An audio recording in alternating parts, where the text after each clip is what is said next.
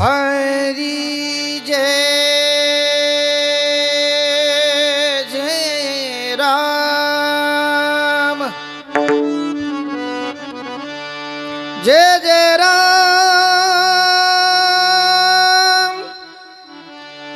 जय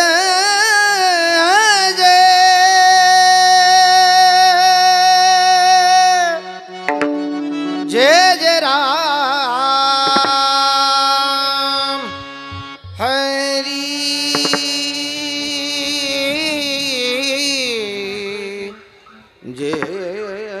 जय जय राम, हरि जय जय राम कृष्ण हरे जय जय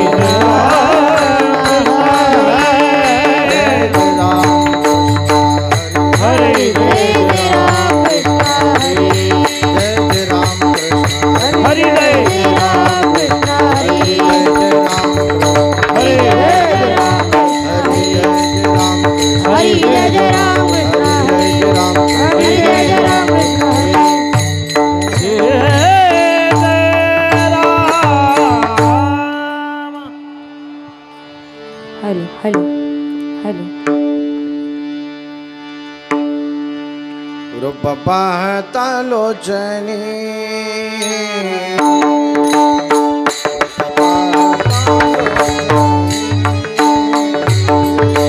रूपपाहता लोचनी रूपपाहता लोचनी सुख झाले ओ साधनी,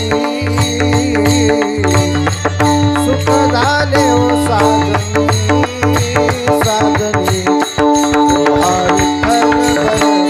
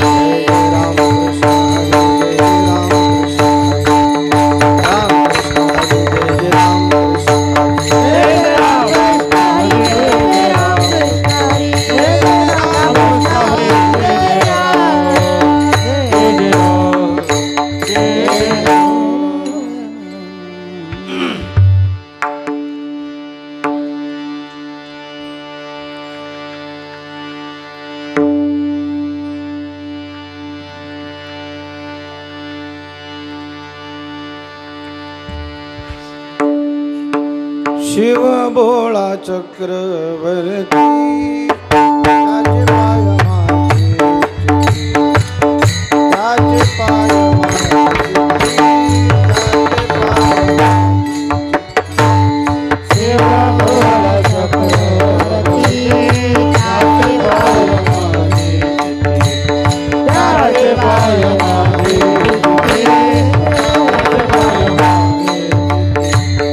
शिव भोळा चक्रवर्ती त्याचे पाय माझे त्याचे पाय माझे चित्ती त्याचे पाय माझे चित्ती शिव भोळा चक्रवर्ती त्याचे पाय माझे त्याचे पाय माझे त्याचे पाय माझे वाचे वरता शिवनाम तयान बाधी क्रोध काम तयान बाधी क्रोध काम तयान बाधी क्रोध काम वाचे वदता शिवनाम तयानादि क्रोध तयानादि क्रोध तयानादि क्रोध धर्म अर्थ काम मोक्ष शिवलिंगता शिवलिंगता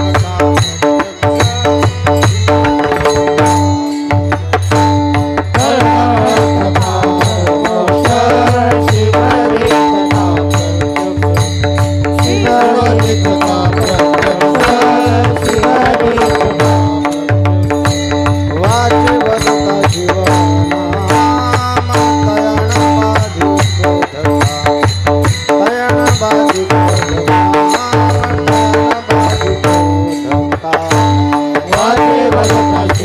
काम तयान बाधी क्रोध काम तयान बाधी क्रोध काम एका जनार्दनी शिव निवारी कळीकाळा देव निवारी कळीकाळा देव निवारी कळीकाळा एका जनार्दनी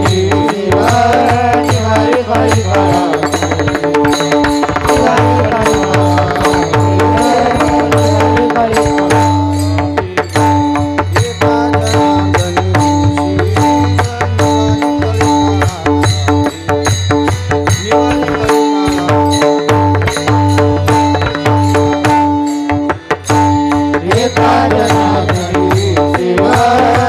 कळीकाळा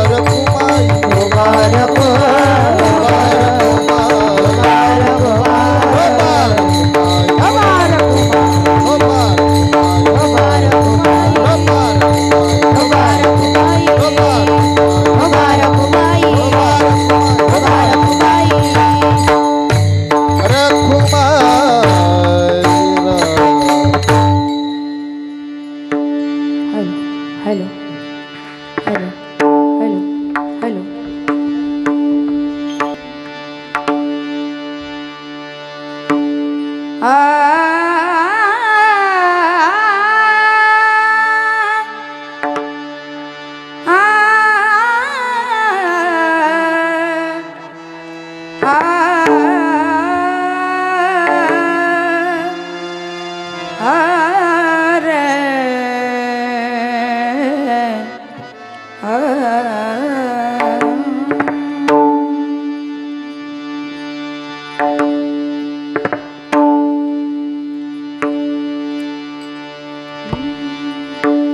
शिव भोळा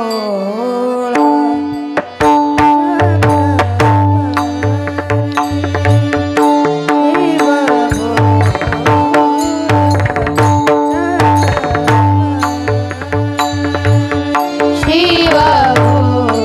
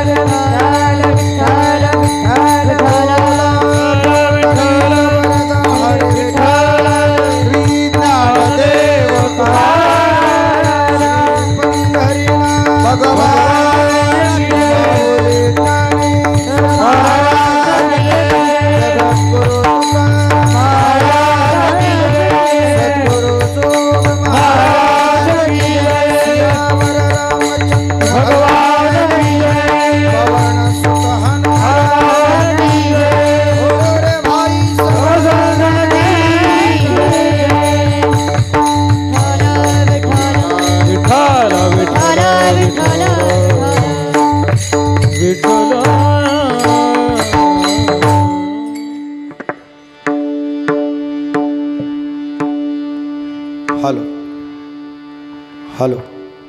शिवभोळा चक्रवर्ती, शिवभोळा चक्रवर्ती, त्याचे पाय माझे चित्ती. वाचे वदता शिवनाम, तया न बाधी क्रोध काम. धर्मार्थ काम मोक्ष, शिव देखता प्रत्यक्ष. वाचे वदता शिवनाम, तया न बाधी क्रोध काम. एका जनार्दनी शिव, एका जनार्दनी शिव, निवारी कळिकाळाचा भेव. वाचे वदता शिवनाम, तया न बाधी क्रोध काम. समचरणं सरोजं सान्द्रनीलाम्बुदाभं, जगन्निहितपाणिं मण्डनं मण्डनानां. तरुणतुलसीमाला कंधरं कञ्जनेत्रं, सदयधवलहासं विठ्ठलं. पांडुरंगा प्रथम नमः, पांडुरंगा प्रथम नमः.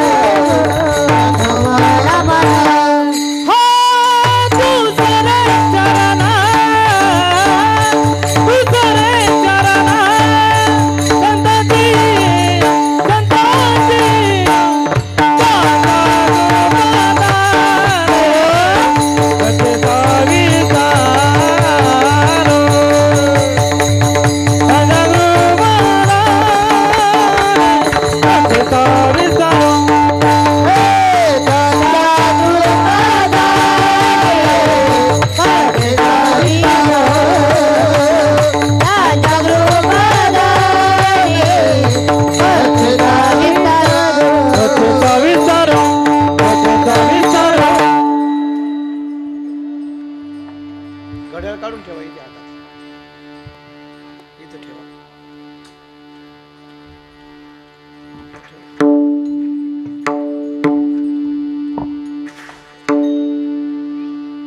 करू प्रथम नमन दुसरी चरण संतांची. त्यांच्या कृपादानी कथेचा विस्तारो बाबाजी सद्गुरु दास तुका. कैलासराना शिवचंद्रमौळी फणींद्रमाथा मुगुटे जळाळी. कारुण्य सिंधू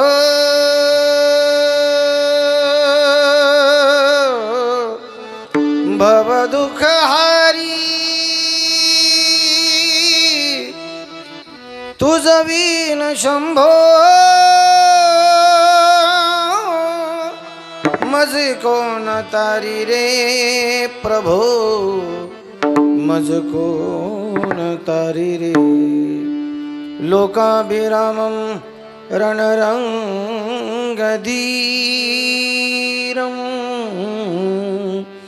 राजीवनेत्रं रघुवंशनाथं कारुण्यरूपं करुणाकरं श्रीरामचन्द्रं शरणं प्रपद्ये मनोजवं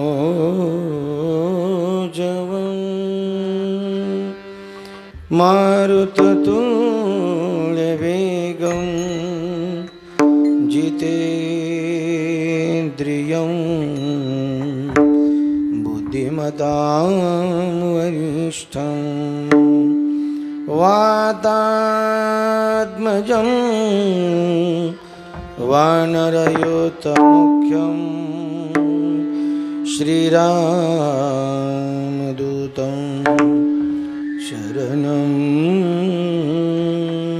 प्रपद्ये जयांचे केल्या स्मरण होय सकल विद्यांचे अतिकरण तेची बंधू श्री चरण श्री गुरूंचे ते नमस्कारोनी आता मस्तक हे पायावरी मस्तक हे पायावरी या वारकरी संतांच्या शिवभोळा चक्रवर्ती त्याचे पाय माझे चित्ती वाचे वदता शिवनाम तयान बाधी क्रोधकाम प्रस्तुत प्राप्त प्रसंगी कीर्तन रूपी सेवेकरता निवडलेला अभंग दक्षिण काशी पैठण पीठाधीश्वर संत शांती ब्रह्म एकनाथ महाराज यांचा 4 चरणाचा अत्यंत गोड प्रासादिक असा अभंग असून या अभंगाच्या द्वारा संत श्रेष्ठ शांती ब्रह्म एकनाथ महाराज आशुतोष भगवान शंकराच्या आशुतोष भगवान श्री महादेवाच्या आशुतोष भगवान शिवाच्या स्वभावाचं वर्णन करतात.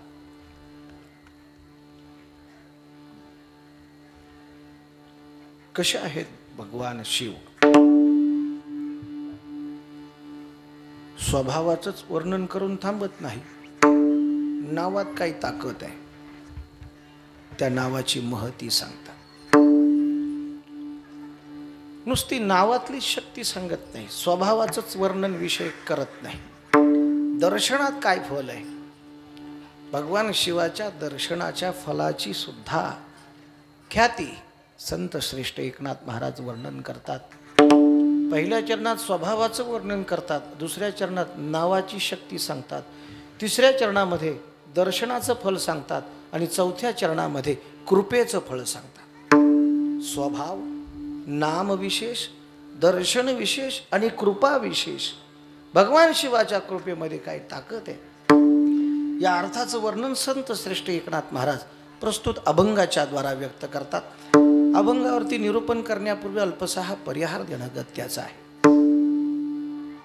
भगवंताच्या कृपेनं साधू संतांच्या आशीर्वादानं गेल्या अनेक वर्षांपासून आपल्या पूर्वजांपासून चालू असलेली ही श्रावण महिन्यातली अखंड हरिनाम सप्ताहाची परंपरा समस्त ग्रामस्थ मंडळ, तरुण मित्र मंडळ, दानशूर अन्नदाते, द्रव्यदाते, पंचक्रोशीतील टाळकरी, माळकरी, वारकरी, भक्त, भागवत या सर्वांच्या उपस्थितीमध्ये गायनाचार्य हरिभक्ती परायण परमश्रद्धेय सुदामजी महाराज बुधवंत, गायनाचार्य हरिभक्ती परायण सागरजी महाराज गुळवे, हार्मोनियमवरती हरिभक्ती परायण गंगाराम महाराज ब्राह्मणे, मृदंगावरती मृदंगाचार्य हरिभक्ती परायण गीतेश महाराज कातोरे, सर्व मंडळी, अत्यंत उत्कृष्ट दर्जाची साईधाम साऊंड सिस्टीम, सुजित व स्वप्नील कातोरे, आयोजक संयोजक सप्ताह कमिटी, या सर्वांना मनापासून धन्यवाद देतो. आजच्या संकीर्तनाची सेवा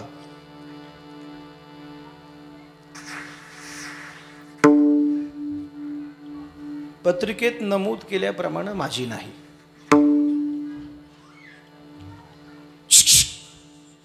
पोरांना शांत करा. खेळायचं असेल तर बाहेर सोडून द्या.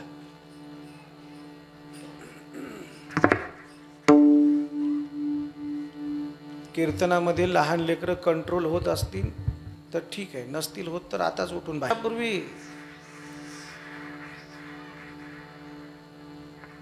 महाराष्ट्राच्या नाटकसृष्टीमध्ये, मराठी नाटकसृष्टीमध्ये प्रभाकर पणशीकरांनी खूप नाटक गाजवलं होतं. मोठं नाटक होतं ते. हजारो प्रयोग त्याचे झाले आणि इतकं डोक्यावरती घेतलं लोकांनी ते नाटक, काही विचारता सोय नाही. त्या नाटकाचं नाव होतं मी तो नव्हेच. अशी सुंदर भूमिका केली होती प्रभाकर पणशीकरांनी. खूप कौतुक झालं त्यांचं.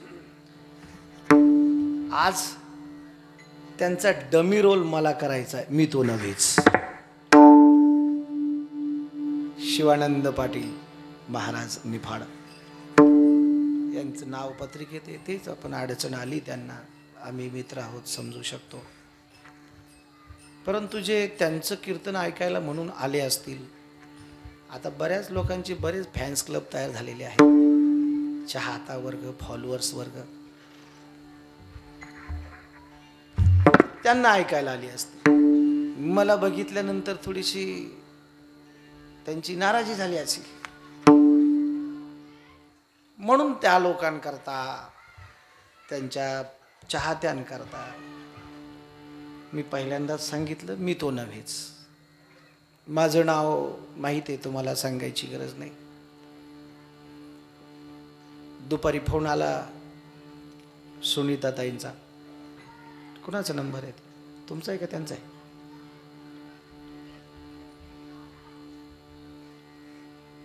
एका वाक्यात सांगितलं. मी म्हटलं मग येतो, त्याला काय. सांगवी काय, सांगवी नवीन थोडीच आहे मला. कीर्तनाला नवीन असेल, कीर्तनाला जास्त काही सांगवी मला परिचित नाही, कमी परिचित आहे. माझी 2च कीर्तन झाली तिथे, माझ्या चांगलं लक्षात आहे. बघा आता माझे बी फॉलोअर्स यायला लागलेत, हार घेऊन आलेत. जाऊ द्या.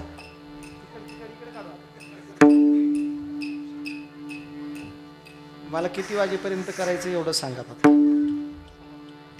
9:10 करतो. पंगत मोठी याची आणि देणारे पण. शिवाची सेवा, जलाभिषेक, शिव उपासना, शिव तर्पण, शिवभजन श्रावण महिन्यातच का करायचं?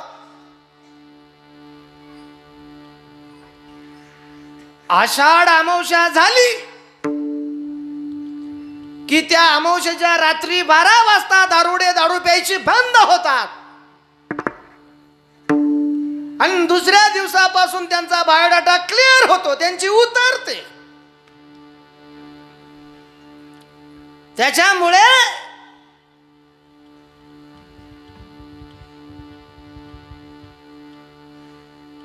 त्यांच्या शुद्धीकरता शिवाचं नामस्मरण करायचंय. पाप तुम्ही करायची, धुवायची आम्ही.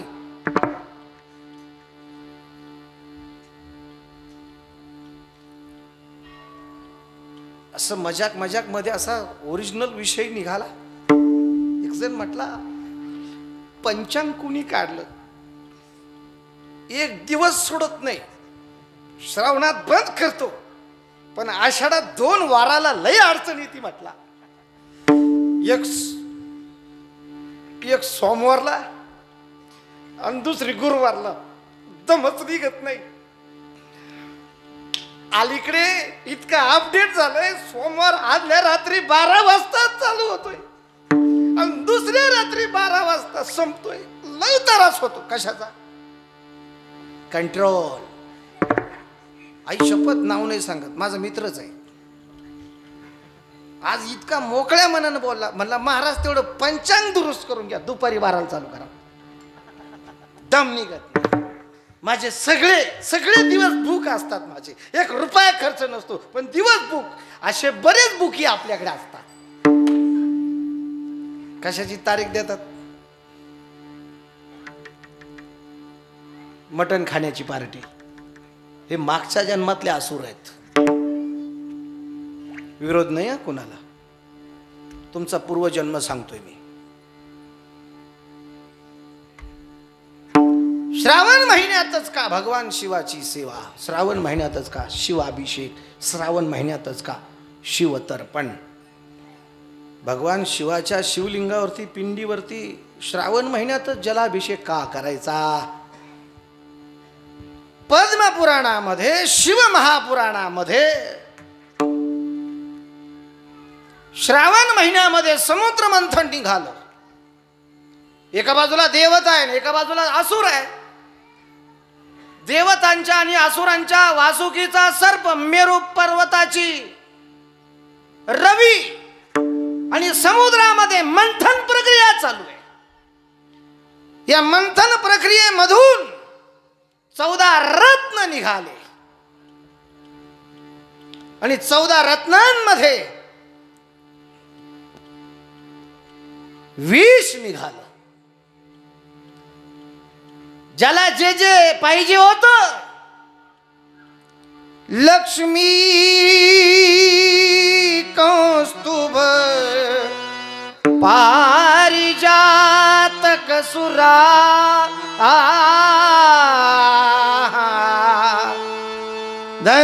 धन्वंतरी चंद्रमा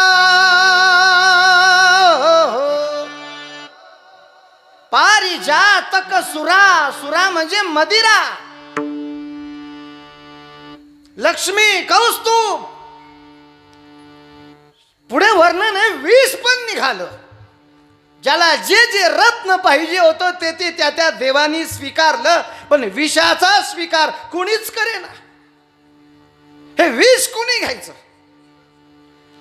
सर्व देवतांनी भगवान शिवाचं स्मरण केलं. भगवान शिव प्रगट झाले. भोळा आहे तो. कशाला बोलवलं नारदा? कशाला बोलवलं वरुणा? चंद्र, इंद्र, महेंद्र, सूर्यदेवा कशाला बोलवलं? देवा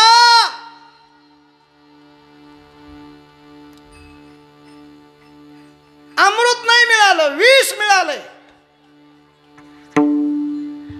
राहू घेऊन गेला अमृताचा कुंभ. राहुरी आणि अमृतेश्वर देवतांना विष मिळालं. आता हे विष प्राशन करण्याची वेळ आली. आमच्या सगळ्यांवरती संकट. देवा तुम्ही विष प्या. वाह, चांगली चॉईस केली म्हटले. देव भोलेनाथ आहे. देवतांवरती आलेलं संकट भगवान शिवानं स्वतःवरती घेतलं आणि तो विष कुंभ देवानं प्राशन केला. तीव्र दाह झाला, कंठ दग्ध झाला. कंठामध्येच भगवान शिवाने तो अवरुद्ध केला. कंठ निळा झाला. शिवाचं नाव निळकंठ. भगवान शिवाच्या सर्व अंगाचा दाह होतोय. चंद्रानं बघितलं. त्यानं विचार केला माझ्या अंगामध्ये शीतलता आहे, म्हणून देव शिवाच्या जटेवरती चंद्र स्थापन झाला.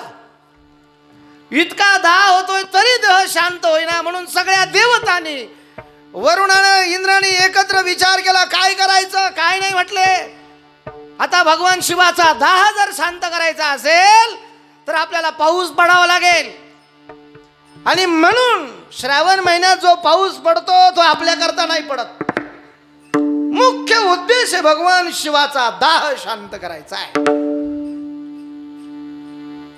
धो धो धो धो पाऊस पडतो आहे. भगवान शिवाने दया दाखवली, भगवान शिवानं कृपा केली म्हणून सगळ्या देवतांचं संकट वाचलं आणि देव स्वतः विष प्याला. सगळ्या देवतांनी एकत्र विचार केला, काही गोष्टींना महत्व आहे. काही देवांकरता एकच दिवस आहे, काही तिथींकरता फक्त काही तासांचाच मुहूर्त आहे. काही तासांचाच उत्तम, अतिउत्तम, वर्ज, राहू काळ, केतू काळ, मुहूर्तापुरतच आहे. काही टायमिंग.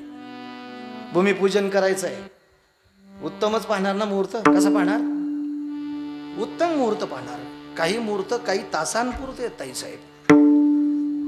काही देवतांकरता एकच दिवस दिलेला आहे, काही देवतांकरता दिवस नाही रात्र दिलेली आहे, काही देवतांकरता 3 दिवस दिलेले आहेत, काही देवतांकरता 8 दिवस दिलेले आहेत, काही देवतांकरता 9 दिवस दिलेले आहे, काही देवतांकरता 10 दिवस दिलेले आहे. पण सगळ्या देवतांनी प्रार्थना केली, भगवान शिवानी आपल्या सगळ्यांवरच संकट वाचवलेलं आहे. देवाला आपल्या सगळ्यांपेक्षा जास्त दिवस द्यायचे. भगवान विष्णू म्हणले जास्त दिवस नाही द्यायचे, महिनाच द्यायचा. हा सगळा श्रावण महिना सगळ्या देवतांनी मिळून भगवान शिवाला दिला. आणि या महिन्यात भगवान शिवाच्या शिवलिंगावरती जो जलाभिषेक करील त्याला विशेष प्रकारच्या फलाची प्राप्ती सांगितली. म्हणून श्रावण महिन्यामध्ये शिवलिंगावरती पाणी अर्पण करायचं, जल अर्पण करायचं, दूध अर्पण करायचं. मनातला श्रद्धा भाव देवाच्या शिवलिंगावरती, शिवपिंडीवरती अर्पण करायचा आणि मुखानं देवाचं भजन करायचं. ओम नमः शिवाय, ओम नमः शिवाय, हर हर बोले नमः शिवाय, ओम नमः शिवाय, ओम नमः शिवाय, हर हर बोले नमः शिवाय, ओम नमः शिवाय, हर हर बोले नमः शिवाय, नमः शिवाय.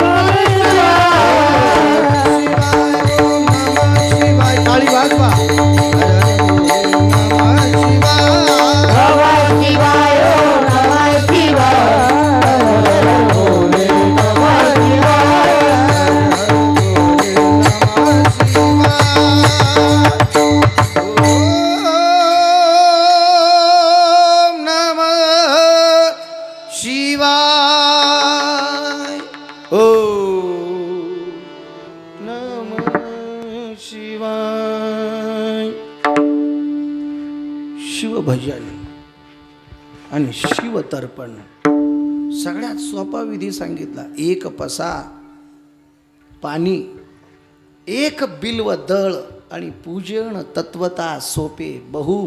शिव या शब्दाचा अर्थ आहे कल्याण. गणेश भाऊ, शिव शब्दाचा अर्थ काय? कल्याण.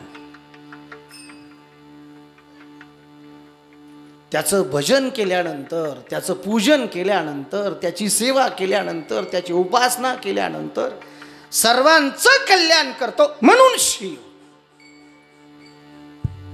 शिव म्हणजे कल्याण करणार. आता महाराज, शिवलिंग, लिंग या शब्दाचा अर्थ काय हो? लिंग या शब्दाचा अर्थ चिन्ह. लिंग या शब्दाचा अर्थ चिन्ह. आणि इंग्रजीमध्ये चिन्हाला काय म्हणतात? कोणी सांगितलं? Yes, good. कोणी सांगितलं? सोबदार ग्रॅज्युएट आहे काय? लिंग या शब्दाचा अर्थ चिन्ह. चिन्ह म्हणजे सिम्बॉल. सिम्बॉल म्हणजे प्रतीक. पण नाही, नो सिम्बॉल, न चिन्ह, न प्रतीक, साक्षात शिव.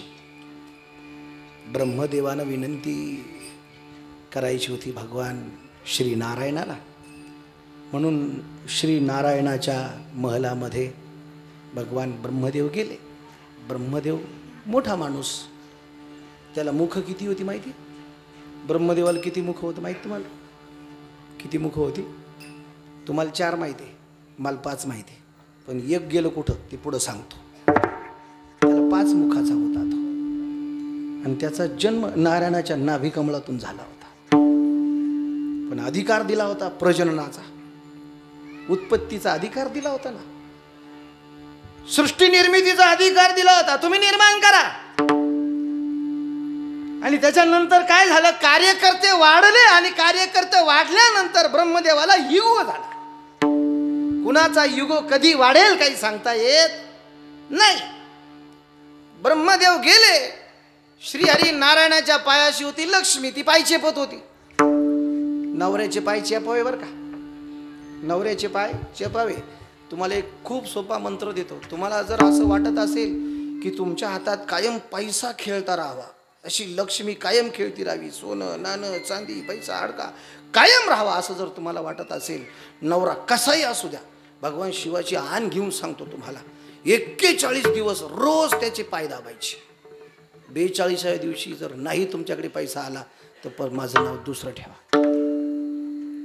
रोज पाय दाबायचे, रोज पाय दाबायचे, रोज पाय दाबायचे. मी फक्त घरी नाही सांगत, बाहेर सगळ्यांना सांगतो. अरे तुम्हाला काही वाटत का खुशाल टाळ्या वाजता तुम्ही?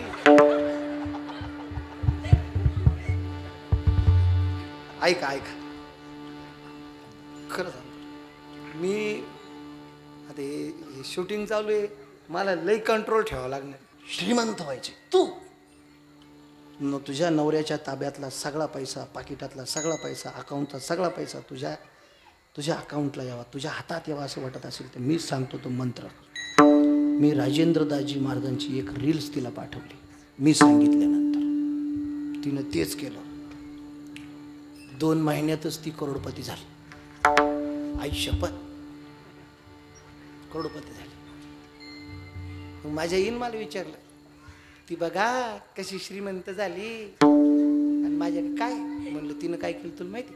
तुम्ही काय म्हणलं, तिने 41 दिवस रोज पाय दाबले त्याची. ती म्हणली आगा, तेव्हापासून माझे रोज पाय दाबली.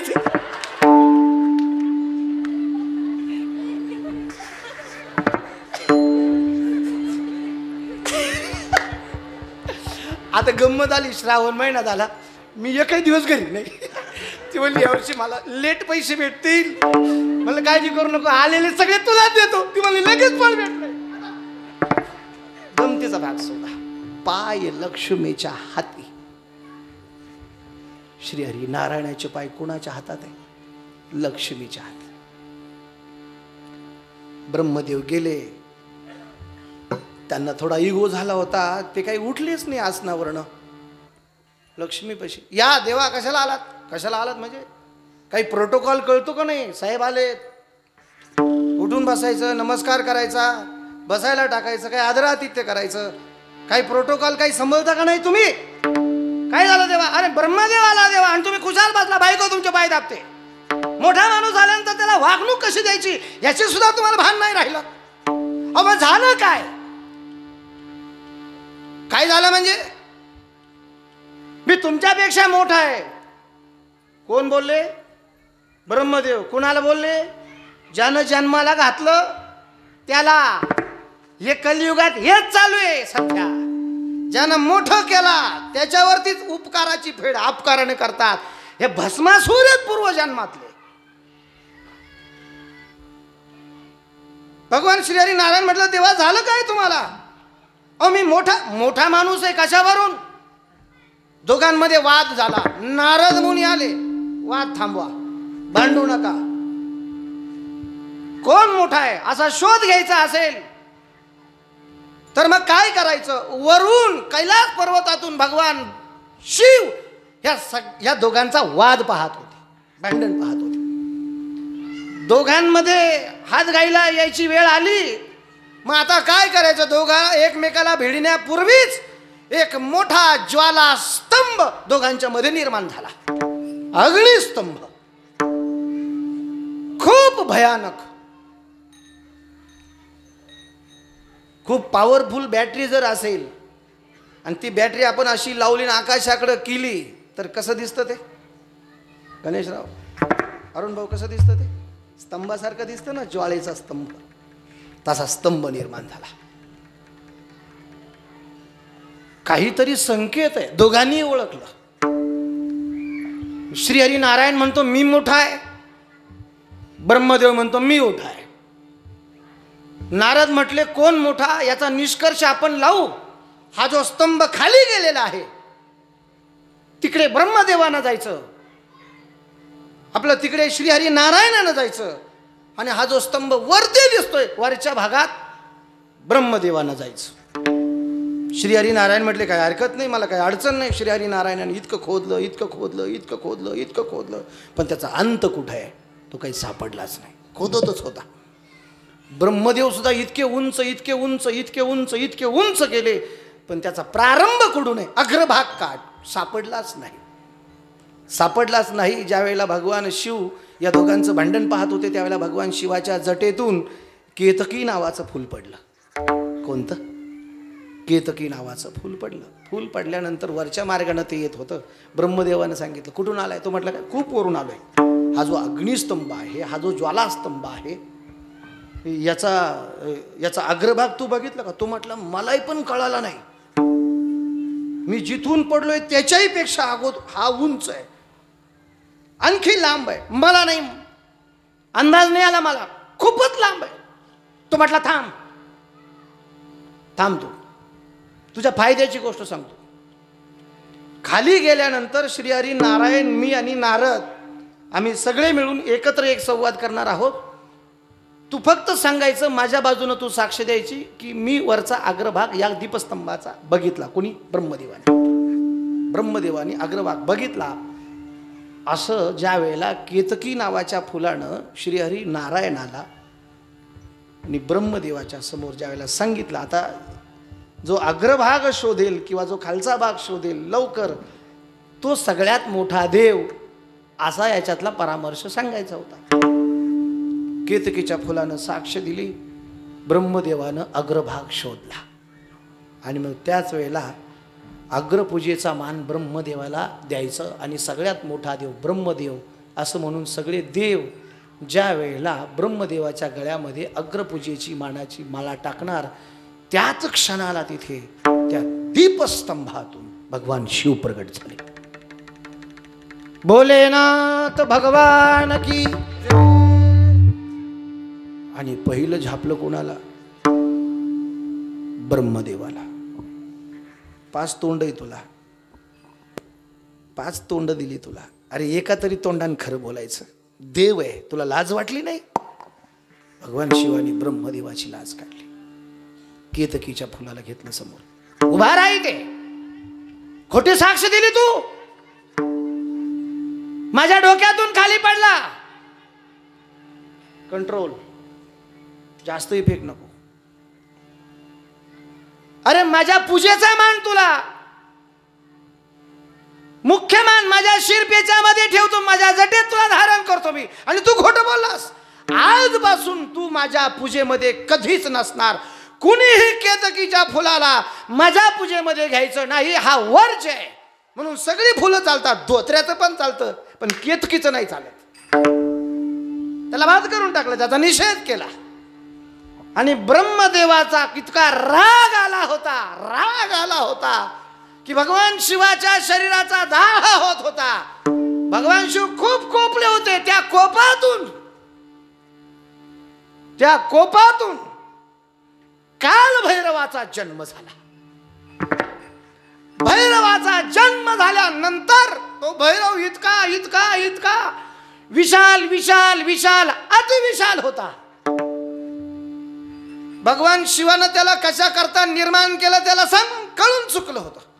त्याने काय केलं, उजव्या हाताची करंगळी होती, त्या करंगळीचं जे नख होतं ना, त्या एका नखानं जे तोंड खोटं बोललं होतं ब्रह्मदेवाचं, ते तोंड काढून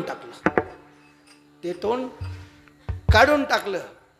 तेव्हापासून ब्रह्मदेव होता 5 मुखाचा, आणि काल भैरवानं ज्याचं शिर उडवलं तेव्हापासून झाला 4 मुखाचा ब्रह्मदेव. पण काय झालं, ब्रह्महत्येचं पातक लागलं ना. काय झालं, ब्रह्महत्येचं पातक लागलं. ते केतकीचं जे फुल होतं ना, त्या फुलाला प्रायश्चित्त घेण्यासाठी सगळ्या जागा सांगितल्या. फक्त सगळ्या देवन सांगितलं, सगळ्या ठिकाणी प्रायश्चित्त करण्यासाठीच आहे, पण काशीत जाऊ नको. काशी तंत्रमंत्राची जननी आहे, काशी शिवाची नगरी आहे, तिथे जाऊ नकोस. ह्या ज्या मणिकर्णिका, ह्या ज्या देवता आहे, हे जे तीर्थ आहे, हे गंगेच्या अगोदरची तीर्थ आहे.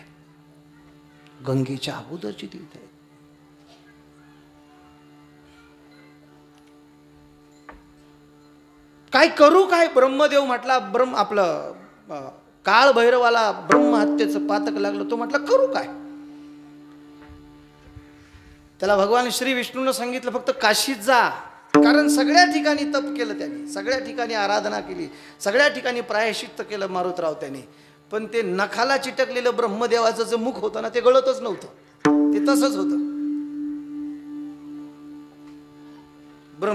पाप कशाचं लागलं, ब्रह्महत्येचं. मला सुद्धा आज ब्रह्महत्येच्या पातकापासून वाचायचं होतं, म्हणून तुमचा नंबर आहे. बामनाल कशाला कट करायचं, हे म्हटले ब्राह्मण राहू द्या. अगोदर जर सांगितलं असतं ना, स्केल चेंज करता येत नाही, मी अगोदर तुम्हाला आयडिया दिली असती, सुपर बाज जमला असतं. तज्ञच आहे, कौतुकच आहे मला त्यांचं. बरं का, ब्रह्महत्येचं पातक त्या काळभैरवाचं आहे ना, ते नखावरचं ब्रह्मदेवाचं मुखच निघेना त्याचं. काय करायचं, भगवान श्री विष्णूने सांगितलं काशीचा शिवाचं भजन कर. काशी नगरीत नुसता प्रवेश केला,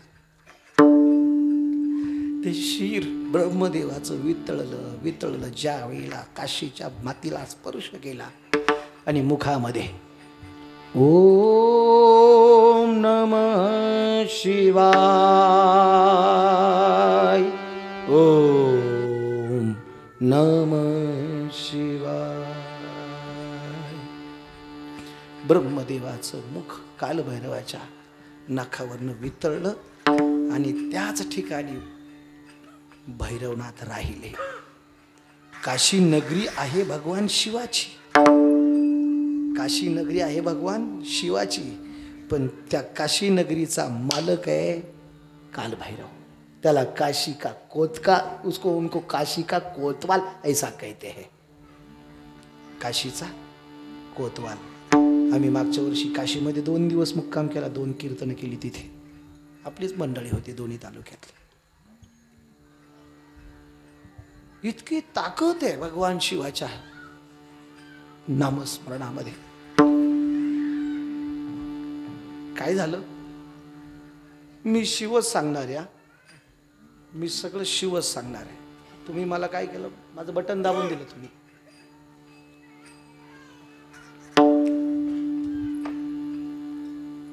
माता सती कैलास पर्वतामध्ये होती आणि सारखा विमानांचा आवाज यायचा, सारखा विमानांचा आवाज यायचा. ही सगळी विमानं आज इकडनं कशी काय चालली म्हटली. इथं तर कधी स्मशान शांतता असते या बाजूनं, इकडनं कधी कोणी येत नाही. याच बाजूनं सगळी विमानं चालली कशी? म्हणून ती बाहेर आली कैलास पर्वताच्या, आणि सगळ्या देवांची विमानं चालली होती. तिनं विचारलं, इकडे कुठे चाललात? एका देवानं सांगितलं, तुला माहित नाही, तुझ्या बापाच्या घरी चाललोय, कणखल हरिद्वार. तिथे दक्ष प्रजापतीनं मोठा यज्ञ केलाय आणि आम्हा सगळ्यांना निमंत्रण आहे. हे बघ, व्हॉट्सअपला सगळं पर्सनली आलंय, ग्रुपवर सुद्धा नाही आहे. मॅसेज आहे, टेक्स्ट मॅसेज आहे, व्हॉट्सअप आहे, फेसबुक आहे, इन्स्टाला तर रात्री चॅटिंग केले आम्ही. सगळ्यांचं आलंय, सगळ्यांना निमंत्रण आहे, तुला नाही. मी माझा मोबाईलच बघितला नाही म्हटले. अगं तुला तर नक्की असं, तू पोटची पोरगी आहे त्यांच्या. सती दक्ष प्रजापतीची मुलगी आहे, आणि दक्ष प्रजापती भारत खंडाचा राजा होता. भगवान शिवाकडे गेली. भगवान शिवाला सांगितलं सतीनं, देवा महादेवा अहो ऐका ना, पप्पांनी घरी प्रोग्राम ठेवलाय आणि सगळे निमंत्रण व्हॉट्सअपवरती दिलेली आहेत. चांगलं आहे, लग्न पत्रिका व्हॉट्सअपवरती पाठवणं 100% योग्य आहे. त्रास कमी झाला पाहिजे. हे मोबाईल डबडे कशाला आहे आपल्याकडं? तरी काही लोक फोनची वाट पाहतात, घरी नाही आली. तुझा मोबाईल जा ना तिकडं, तुझा नंबर त्याच्याकडे सेव्ह आहे, तो 8 दिवस पत्रिका पाठवतोय. 8 दिवस. या बाबानं तर 15 दिवसापूर्वी धडाका चालू केला होता. सगळे पाठवायचे. अरुण भाऊ पत्रिका पाठवतोय, नवनाथ भाऊ पाठवतोय, शरद भाऊ पाठवतोय, सगळेच पत्रिका पाठवतोय, रावसाहेब पाठवतोय, सगळेच पत्रिका पाठवतात. तरी पण बाबा, माझ्या भाच्याचं लग्न होतं त्याच्यामुळे मी येऊ शकलो नाही. ते दुःख आहे. आता बारशाला नक्की येणार.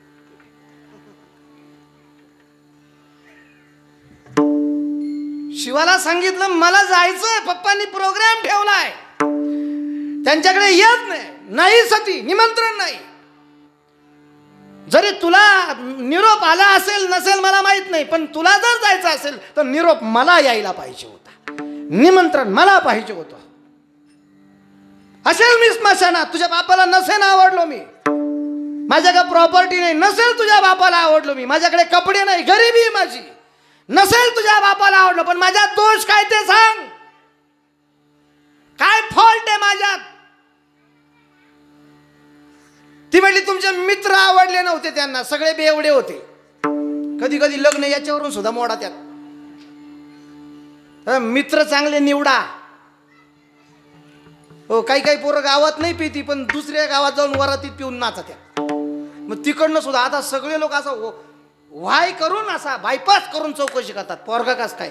आत्ता मला चाललो असताना मी जे व्हॉट्सअप उचकलं ना, त्याच्यावरती मला मेसेज आलाय, बायोडाटा आहे, चौकशी करा. आता आई शपथ खोटं नाही बोलत मी. बरं, बायोडाटा पण एकदम जवळचा आहे, नाव नाही सांगत, आपला मित्रच तो. चांगला ठेवा बायोडाटा. कुणासोबत उठता, कुणासोबत बसता, कुठे जाता, स्पॉट चांगला पाहिजे तुमचा, तुमचं लोकेशन चांगलं पाहिजे, तुमचा डिस्प्ले चांगला पाहिजे. वरून किती चांगला याला काही महत्व नाही. मी 2 तास कसा बोलतो याला काही किंमत नाही. मी 22 तास कसा वागतो याच्यावरून ठरेल मी काय अवकात आहे. कधीच नाही. सतीनं सांगितलं ते काही असू द्या, पण मला जायचंय, कार्यक्रम आहे.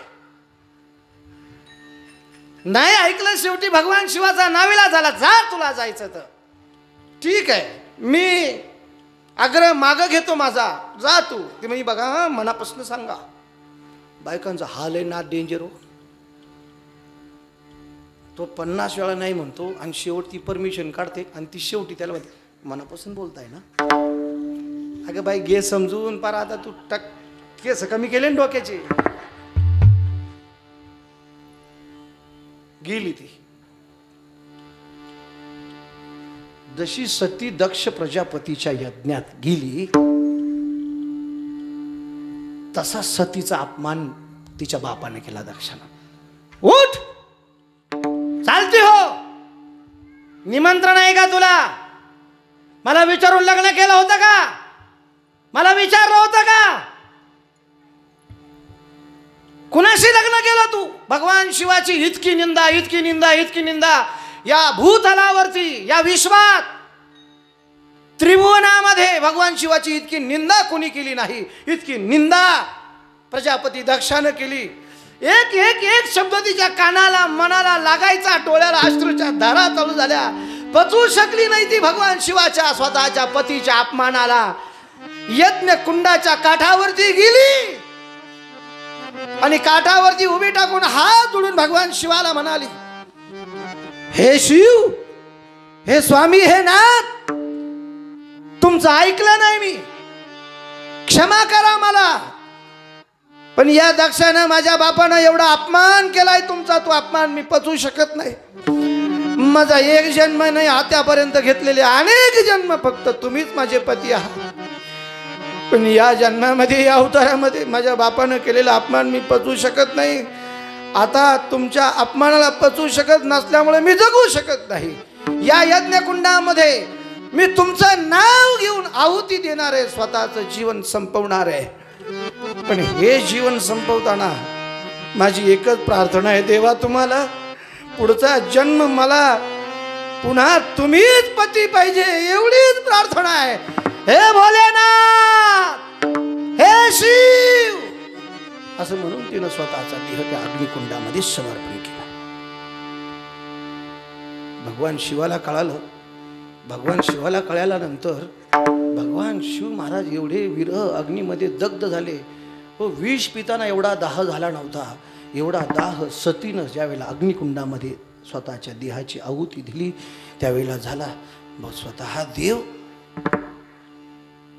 समाधीतून उत्थान झाले, आकाश मार्गाने निघाले दक्ष प्रजापतीकडे. आणि आकाश मार्गानेच गर्जना करत भगवान शिव, हे सती, हाय सती, हे सती, विरह व्यक्त करत आहे. त्या यज्ञ कुंडातून तिचं पार्थिव उचललं आणि सगळ्या आकाश मार्गानं सतीच्या नावाचा आकांत करताय. हे प्रिये, हे प्रिये, हे प्रिये, हे सती, मी तुला नको म्हटलं होतं, तू ऐकलं नाही. सगळे देव भगवान शिवाला रडताना, रुदन करताना पाहतायत. रुद्र त्यावेळेला डोळ्यातनं अश्रू पडले. त्या अश्रूची झाडं झाली, त्या झाडाला फळं आली, त्या झाडाला फळं आली आणि त्या फळाचे नाव आहे रुद्राक्ष. सतीच्या विरहानं निर्माण झालेली अक्ष आहे. अक्ष म्हणजे डोळा. रडताय सगळे देव. म्हटले भगवान विष्णूला, देवा, हा आकांत, हा विलाप शांत करा. काय करायचं? ते म्हटले काय नाही, देवाच्या रुदनाला, देवाच्या वियोगाला आणि आकांताला एकच कारण आहे, सतीचं शरीर, ते नष्ट करा. सुदर्शनाला आज्ञा दिली, सतीच्या शरीराचे तुकडे केले. तुकडे झाले 52. किती?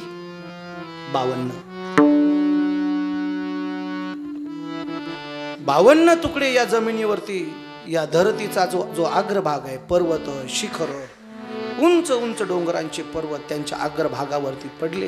कुठे हात पडला, कुठे तळवा पडला, कुठे पाय पडला, कुठे मांडी पडली, कुठे वक्षस्थळ पडली, कुठे स्थळ, शीर पडलं. आणखी कामाख्या देवीची कथा माहीतच आहे. माझ्या वयाला काही अक्षरं शोभत नाही म्हणून घेत नाही. शरीराचे वेगवेगळे अवयव तिथे पडले. तिथे 52 शक्तिपीठं निर्माण झाले. महाराष्ट्रामध्ये 3.5 शक्तिपीठ आहेत. का सांगितलं मी आपल्याला? पुढचा जन्म सती अवताराला आली हिमालयाच्या पोटी. पुढचा सांगितलं होतं, मी तुमच्याशीच पुढच्या जन्मात विवाह करणार आहे, तुम्हीच पती पाहिजे. हिमालयाची पत्नी मैनावती. अगदी तो अवतार संपताच लगेच मैनावतीला दिवस गेले. तिच्या पोटी सती आली होती. तिचं नाव ठेवलं पार्वती. तिचं काय नाव ठेवलं? पार्वती. पार्वती लहानपणापासूनच शिवभजन करायची. शिवभजन करायची, कायम देवाला वंदन करायची. कैलास के निवासी नम बार बार हूँ, कैलास के निवासी नम बार बार हूँ, आए शरण तिहारे प्रभु तार तार हूँ, आए शरण तिहारे प्रभु तार तार हूँ, आए शरण प्रभु तार तार हूँ, आए शरण तिहारे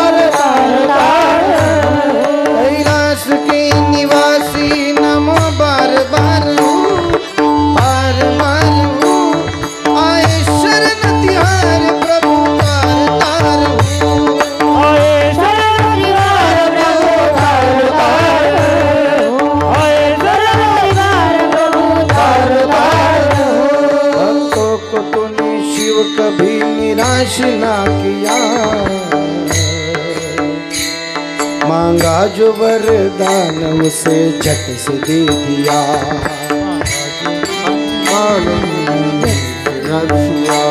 भक्तों को तूने शिव कभी निराश ना किया। चाहा जो वरदान उसे झट से दे दिया। कैलाश के निवासी नमो बार बार आए शरण बिहार प्रभु तार तार हो। आए शरण बिहार प्रभु तार तार हो। आए शरण बिहार प्रभु तार तार हो। आए शरण बिहार प्रभु तार तार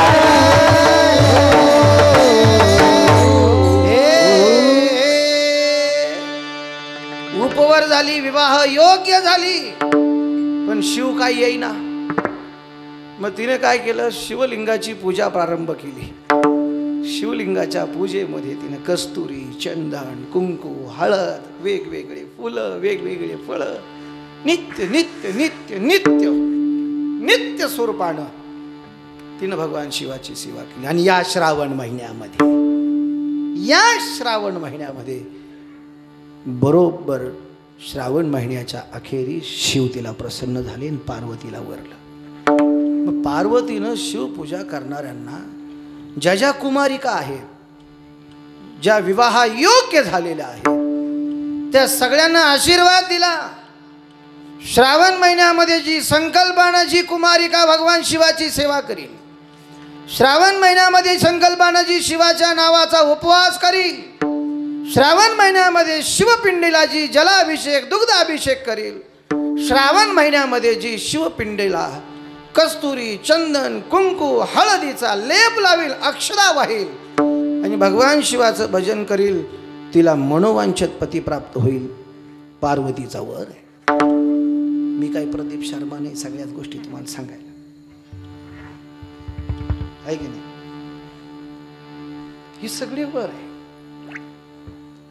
तो ड्युटी करून करून वैतागला होता, त्याचं नाव भस्मासूर।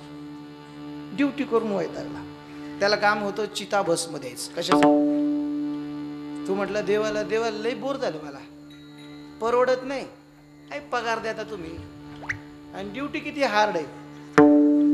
ऑन ड्युटी 24 आवर्स, 24 तास ड्युटी। कोण कुठं मेलं की त्याचा भस्म आणायचा भगवान शिवाला पूजेमध्ये द्यायचा। आता तो म्हटला मी काम सोडतोय। भगवान शिव म्हणले वेड्यासारखा करू नको, सवय लागली तुझी, इतके दिवस तूच आहे। तू म्हटला मग काम इझी करा, काय करायचं, मला वर द्या। काय वर द्यायचा? मी ज्याच्या डोक्यावरती हात ठेवून त्याचा भस्म होणार। आता भोळ्या शब्दावर बोलतो मी, ज्याच्या डोक्यावरती हात ठेवून त्याचा भस्म होणार। ठीक आहे बोले ना, दिला वर। चालले होते, नारद भेटले, नारदाच्या डोक्यावर हात ठेवायला लागले। बरं का, नारदाच्या डोक्यावर हात ठेवले। नारद म्हटले मला मारून काय मिळणार? जालिंदर, मला मारून काय मिळणार? आता मी जर मेलो तर टाळण चिपळ्या आणि हवी ना, याचा काय उपयोग आहे? तू काय रामकृष्ण हरी म्हण, तू भस्मासूर, तू काय रामकृष्ण हरी म्हणणार आहे का? भस्मासूर रामकृष्ण हरी म्हणत नाही, रामकृष्ण हरी भस्मासूर म्हणत नाही, भस्मासुराला रामकृष्ण हरी म्हणायला आवडत नाही। मी भस्मासुराबद्दल बोलतो, आवडतच नाही। नारद म्हटलं एक काम करतो, तुला एक युक्ती सांगतो। नारद, त्यानं सांगितलेली युक्ती प्रोग्राम रद्द होत नाही, त्याला नारद म्हणतात। काय तुला वर काय दिलंय? ज्याच्या डोक्यावरती हात ठेवील त्याचा भस्म होणार। त्या वराला काही ऑब्जेक्ट आहे का? त्या वराला काही ऑब्जेक्टिव्ह बाजू आहेत का? काय अपवाद आहे का? नाही, कोणाच्याही डोक्यावर ठेव। मग तू एक काम कर ना, भगवान शंकराच्या डोक्यात हात ठेव ना, तुझी ड्युटी बंद। कैलास पर्वताचा राजा तू, आणि त्याची जी बायको आहे ती तुझी राणी। किती सुंदर आहे ती पार्वती, किती सुंदर आहे। अरे या भारतातल्या सगळ्या नट्या तिच्या पुढे फिके, काय स्मार्ट, एक नंबर असं म्हणतात। याला रस म्हणतात बरं का, वक्तृत्वाचा, त्याला रस म्हणतात, त्याला वक्तृत्वाचा हास्य रस। किती सुंदर, ती तुझी बायको होणार। पार्वतीचं स्वरूप ज्ञानेश्वर महाराज वर्णन करतात. गीता किती सुंदर हे सांगताना, जैसे नित्य नूतन देखीचे गीता तत्व, तेत हरू म्हणिनेनीचे. पुढे सांग, देवी जैसे का स्वरूप तुझे. वाह, एक नंबर ओवी बर का. तेत हरू म्हणिनेनीचे, देवी जैसे का स्वरूप तुझे, तैसे नित्य नूतन देखीचे गीता तत्व. कितके सुंदर आहे. पार्वतीच्या लोभानं शंकराच्या डोक्यावरती हात ठेवायला भस्मासूर गेला आणि भगवान शिवाच्या लक्षात आलं. त्या तर भगवान श्रीरामाच्या पूजेतून विष्णूची पूजा करायची, उठले पटकन आणि पळू लागले. आकाश मार्गानं वायू मार्गानं पळताय. आता कसं होणार, काय होणार, पार्वतीचं कसं होणार, माझ्या शिवगणाचं कसं होणार, शिवदूताचं कसं होणार, कसं होणार. याला मी वर देऊन माझी चूक झाली. तुम्ही बरंच देऊन चूक केलेली आहे. ज्यांना नको द्यायला त्यांनाच दिलेली आहे. भगवान शिवानं भगवान विष्णूचं स्मरण केलं. मला वाचवा देवा. भगवान विष्णू आले. देवा वाचवा. काय झालं, तो मागा लागलाय माझ्या. भस्मासूर त्याला वर दिला होता मी फसलो त्या वरात. मग आता तुमची निघाली वरात. मी वाचवतो, काही काळजी करू नका. पण असला वेड्यासारखा वेड्यापणा करू नका परत. असा मूर्खपणा परत करू नका. वा बाजूला एक मोठं झाड होतं. त्या झाडाच्या खोडाला त्या भगवान शंकराला लपवलं आणि त्या झाडाच्या आडून भगवान श्री विष्णू मोहिनी रूपात प्रगट झाली. ती मोहिनी, आहा, काय त्या मोहिनीच्या स्वरूपाचं वर्णन केलंय राजा हो. त्या ब्रह्मदेवानं त्या मोहिनीला पाण्यासाठी काय केलं, देवानं मंद वंद वारा निर्माण केला. श्री विष्णूने मंद मंद पाऊस निर्माण केला. त्या भयानक घनदाट जंगलामध्ये ती मोहिनी छुमाक छुमाक छुमाक छुमाक, पायाचे पैंजण, हातातल्या बांगड्या वाजताय. त्या आवाजाच्या दिशेने भस्मासूर आला आणि त्या मोहिनीक पाहतच राहिला आणि तिच्या सौंदर्यामध्ये तो मग्न झाला. मंद मंद पाऊस पडत होता आणि त्या अत्यंत सुंदर अशा यौवनावरती तो पाऊस पडल्यानंतर ते यौवन अत्यंत उठून दिसत होतं. तुम्ही म्हणा, हा बोका नालायक आहे काय रे. याला शृंगार रस असे म्हणतात. याला काय म्हणतात, नवरस आहे. वक्तृत्वातले, भाषेतले शृंगार रस. ज्ञानेश्वर महाराजांनी ते सांगितलेले आहे. सगळं सांगत नाही तुम्हाला. इतकी सुंदर तिचं लावण्य त्या श्वेत वस्त्रांमधून आणखी निखळ दिसत होतं. भस्मासूर कामातूर झाला आणि तिला विचारलं, कुठले आहे तुम्ही. काय नाही, मी इकडचीच आहे. मला ओळखलं का. ती म्हटली नाही. मला नंबर द्या तुमचा. काही काही बावळाटा असतात.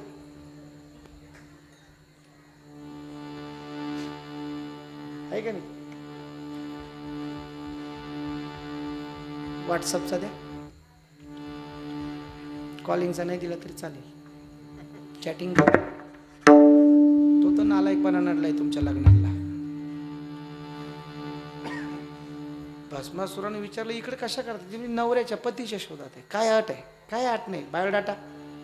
आता याच्यासाठी खूप वेगळं विवरण नाही का. मातावर येते वित्तम, पितावर येते शीलम, बांधवा, कन्यावर येते रूपम. ती म्हटली, माझी काही अट नाही. माझ्यासारखा जो नाचेल त्याच्याशी मी विवाह करेल. तुम्हाला नाचता येतं. तू म्हटलं येत नाही पण प्रयत्न करतो. बऱ्याच लोकांना लग्नाच्या अगोदर नाचता येत नाही, पण लग्नानंतर हळदीपासून शिकायचं. प्रोग्राम असतात ना, आता ते प्रोग्राम असतात ना, डान्स प्रोग्राम असतो ना, असतं का. काय भाऊ, अरे मित्र आहेत, बोलू शकतो. नंतर शिकतात. तिनं नृत्य चालू केलं. कोणी, मोहिनीनं. असा रंग भरला. त्रिताल वाजवा.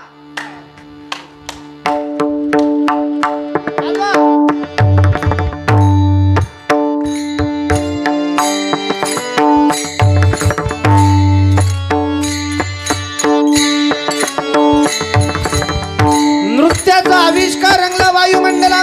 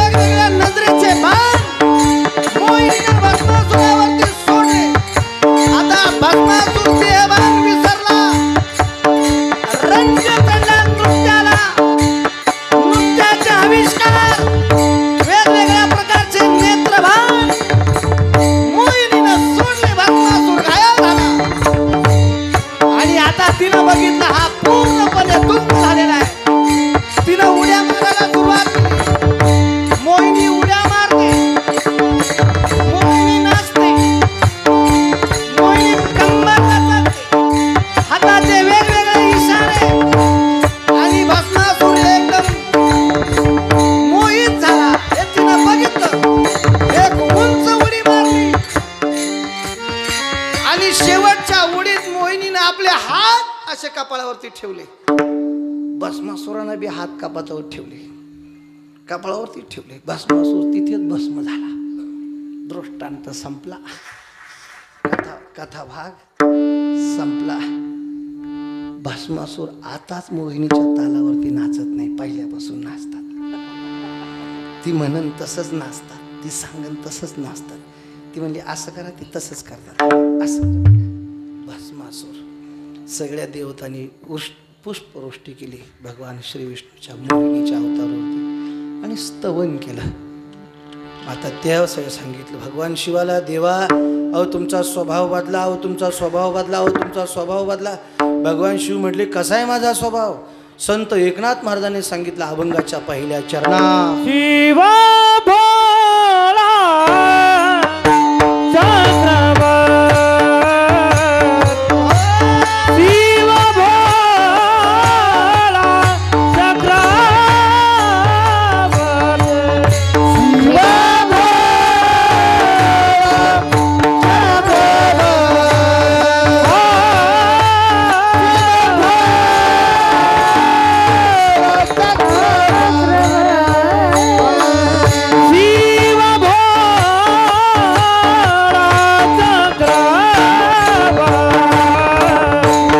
शिवा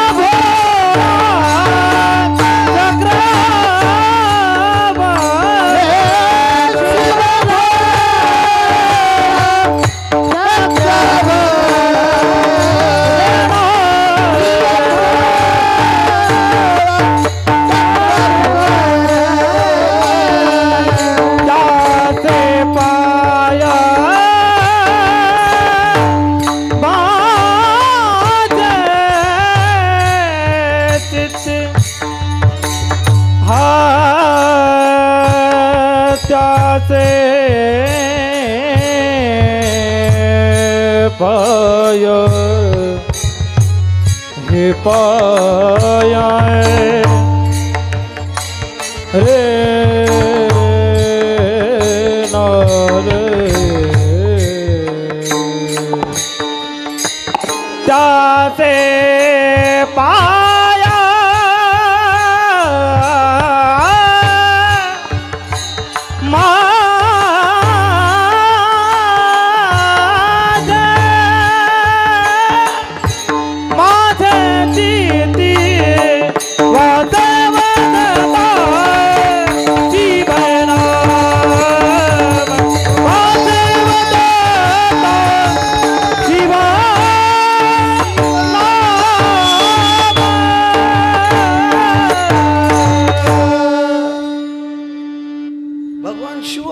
कशी आहात तुम्ही? भोळे आहात.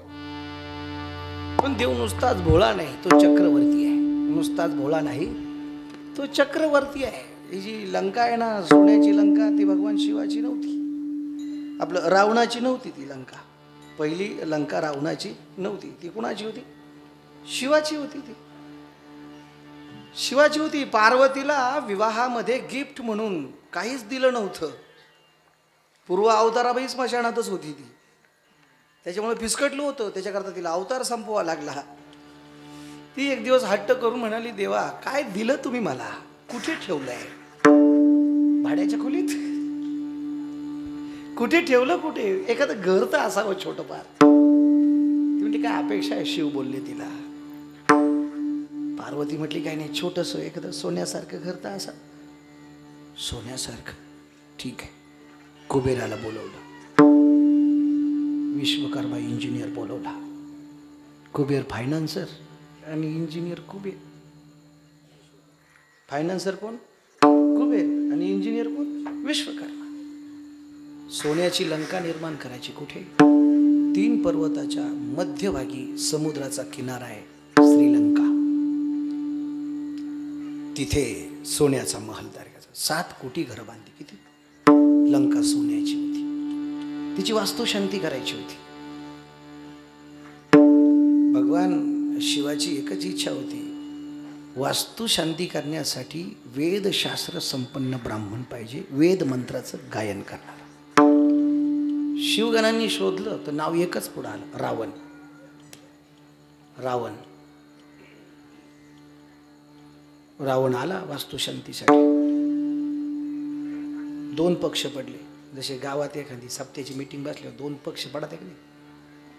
अरे हा तर राक्षस आहे, काय काय म्हणते ना, हा का बाबा आहे का, मग का बाई आहे का कोणी. सप्त्यातही राजकारण घुसले आता अलीकडे. आमचा बाबा आणि तुमचा बाबा. आमचा बाबा घाला तिकडे वड्यात नेऊन घालतो, नाही तर तुझ्या घरी नाही. सांगवीचं कौतुक करतो मी 1000 वेळा. तुमच्या पंक्ती ग्रुपवर आहे ना, आणि पहारा पण ग्रुपवर आहे. म्हणजे तुमच्याकडे विना भाड्यानं वाजवला जात.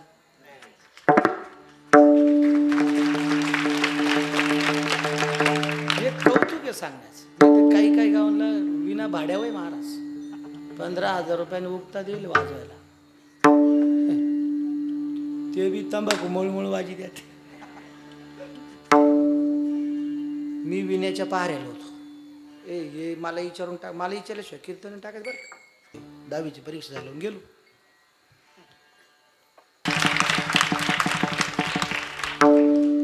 रात्रीचा हे होते ना, हे बघा चष्मेवाले बाबा, ते मला तवा म्हणले होते तुला सांगेल तारीख देतो. अजून दिली तुम्ही मला तारीख. तेव्हा तुम्ही कारभारी होते. नाही आता बी आहे, तुम्ही जिथे आहात तिथेच आहात. आशीर्वाद प्रेरणा 100%. तुमच्या पायाचं पाय धुवून पाणी पिऊया जुन्या माणसांचं. आई शपथ सांगू तुम्हाला, कधीच उर्मटपणा करायचा नाही या मंडळीवर. यांचा तुम्ही आदरच करायचा. काळ बदलतो, प्रसंग बदलतो, माणसं वेगवेगळ्या भूमिका घेतात. पण तुम्हाला एक गोष्ट सांगतो, या सगळ्या गोष्टी आज बदलतील, उद्या दुरुस्त होतील. त्यावेळेला काय करणार तुम्ही? रिलेशन्स कुठे ठेवायचे? आणि तुम्हाला जर इथं राजकारण करायचं असेल तर मग तुमचं अवघड आहे. दोन्ही पक्षांचं म्हणणं खरं आहे, दोन्ही मती खरं आहे. कशी खरं आहेत? अरे त्याची आई राक्षसीन होती आणि त्याचा बाप ब्राह्मण होता. त्याच्या आईचं नाव कै कसी आणि त्याच्या बापाचं नाव ऋषी विश्रवा. वेदशास्त्र संपन्न ब्राह्मण. राजा रावण आला, वास्तुयज्ञ चालू केला. यज्ञामशे असे मंत्र गायले राजा रावणानं. त्याच्यासारखा गायक नव्हता कोणी. त्याला सर्व रागाचं त्याला परिपूर्ण ज्ञान होतं. यज्ञाची पूर्णाहुती झाली. भगवान शिव प्रसन्न झाले आणि भगवान शिवानं सांगितलं या ब्राह्मणाला मला इच्छादान द्यायचंय. इच्छादान काय पाहिजे बोला. राजा रावण म्हटलं पाहिजे ते द्याल का? वचन द्या. वचन दिला. संकल्प सोडा. संकल्प सोडला. राजा रावणाचा हात भगवान शिवाच्या हातातच आहे असं समजा. असं समजा, कल्पना करा आणि हा शब्द पुरा करायचा आहे. भगवान शिवानं राजा रावणाला सांगितलं तुला जे पाहिजे ते देतो, माग.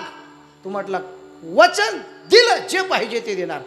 राजा रावण बुद्धिमान होता, चतुर होता. तो म्हटला दुसरं तिसरं काहीच लागत नाही, ही सोन्याची लंकाच पाहिजे.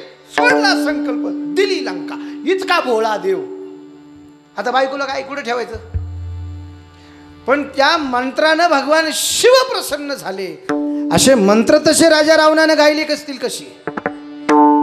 त्या मंत्राचं नाव आहे असुरानं रचलंय, राजा रावणानं रचलंय.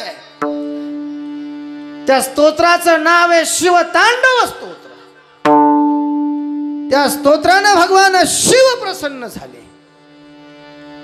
शिवतांडवाची स्तुती करताना, शिवतांडवाची रचना करताना राजा रावणाने बेस पाहिजे, थोडासा ट्रबल कमी पाहिजे. महर्षी अगस्तींना नमन केलंय. ओम श्री अगस्तेश्वराय नमः. ओम श्री अगस्तेश्वराय नमः.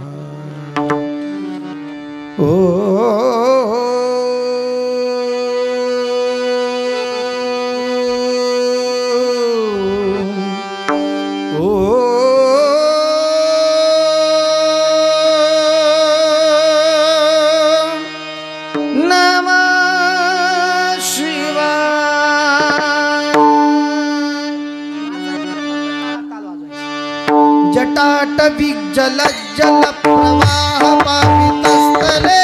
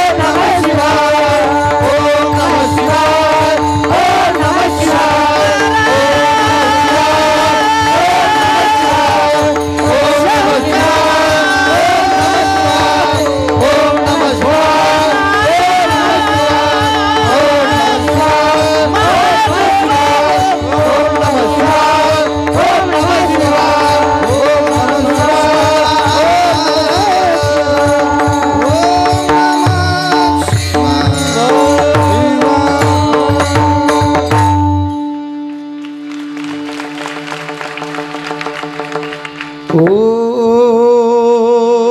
नमः शिवाय ओम नमः शिवाय वाचवदिता शिवनाम वाचवदिता शिवनाम वाचवदिता शिवनाम वाचवदिता शिवनाम वानवादी क्रोधकाम भयानवादी क्रोधकाम भयानवादी राम भयानवादी राम. घड्याळ घेतलं इतकी चूक झाली. याचे काटे दिसत नाही बघ. घड्याळ विचित्रच आहे. काटे दिसतच नाही. ते व्हायचं तशी सवय लोकांना लावायची. हा हसायला लागल्या बा. आमच्या मुळा उठला 7 दिवस आम्हाला स्वयंपाकाचं टेन्शन नाही. अरे बाई साहेबांनो हे खरं म्हणजे तुमच्या करताच चालू आहे. आई शपथ सांगतो तुम्हाला. फक्त तुमच्या करता. तुमच्या पुण्याचं उद्या तुमचे पांग फेडायचे, तुमचे ऋण फेडायचे आयुष्यभराचे. ज्या दिवसापासून माप ओलांडून या गावात आली शेवटच्या क्षणापर्यंत या घरातल्या सगळ्या माणसांना तू तुझ्या हातानं भोजन घातलं. तुझे आयुष्यभराचे उपकार या 7 दिवसाच्या सप्ताहात या गावाला फेडायचे. पंक्ती फक्त तुमच्या करताच आहे. तुमच्या करताच. आपण कधीच फेडू शकत नाही महाराज. कधीच नाही. एक दिवस बायको घरी नसू द्या फक्त. याला आयुष्यात एवढी भूक लागत नाही. ती घरी असताना ती नसल्याच्या पोटात नुसते पार सापाई बी घुसतात काय. नुसता वळवळ वळवळ वळवळ करतात. सुनीता ताई खरे खोटे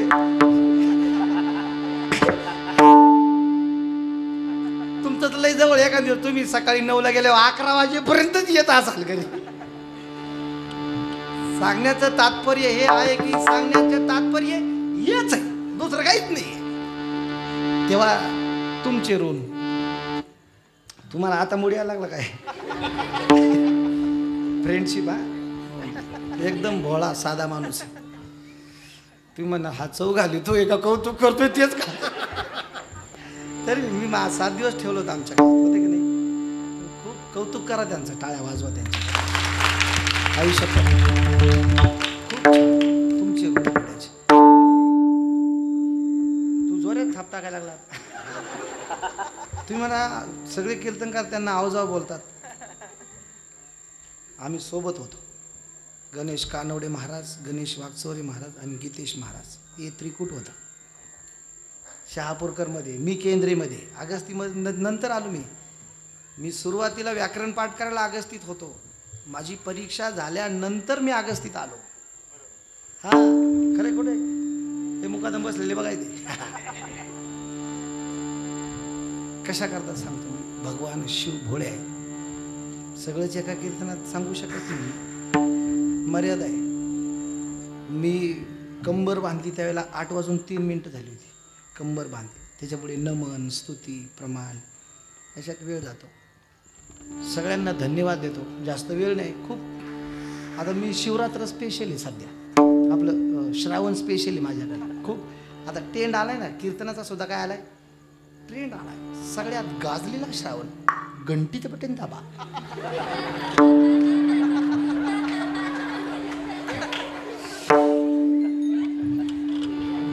डोळ्यात पाणी येईल असं कीर्तन.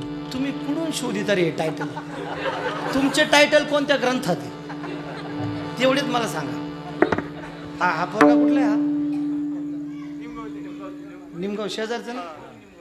पण तुझं कौतुक होतं. तुझं एडिटिंग इतकं छान आहे ना. मी ते पाहतो. मी जयश्रीताईचं स्टेटस बघितलं. ते फुलं बिलं आपल्यावर कधी पडतील काय. योग आला. असं आता मी बी स्टेटस ठेवून येणार. मी लई जळवणार आहे. जलने वाले का जलने सालो तुम चलो.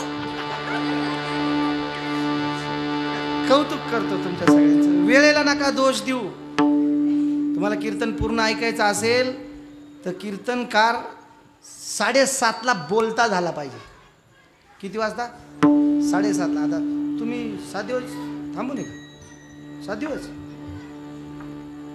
काय साहेब, सीजन चालू आहे आपला. ऐसा क्यों करते हो आप? हे लोक नंतर तुमच्या माझ्या घरात अडचण आल्यानंतर आपल्याला पैसे आणून देणार नाही. माझा 30 वर्षाचा अनुभव आहे. 30 नियोजन करून द्यायचं.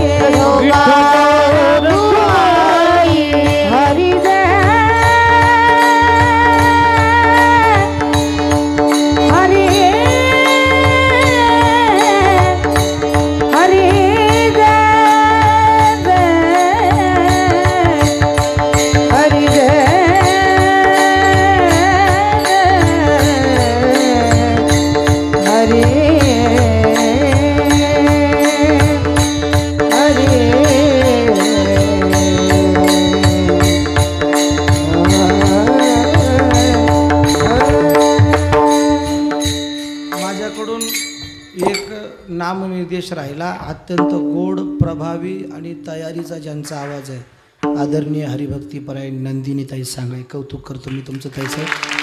कदाचित आपली पहिलीच भेट असावी. तुम्हाला मनापासून खूप शुभेच्छा देतो. तुम्ही खूप चांगले अलंकार, शिवरंजनी राग खूप गोड गायला. आणि शिवरंजनी म्हणजे पार्वती, शिवाचं रंजन करणारे समर्पक. सगळ्यांना आजच्या अन्नदात्यांचं पण कौतुक करतो आणि सगळ्यांचे ऋणनिदेश करतो. ज्ञानेश्वर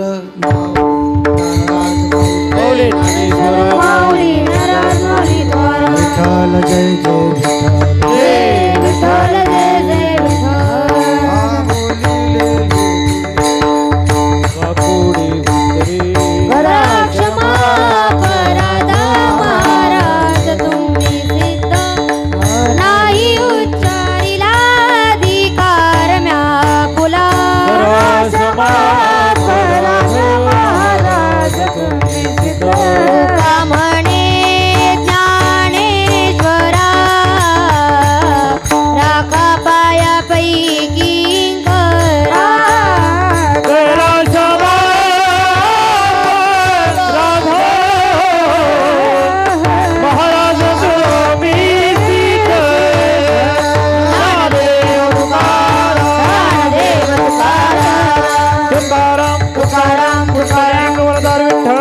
ज्ञानदेव तुकाराम.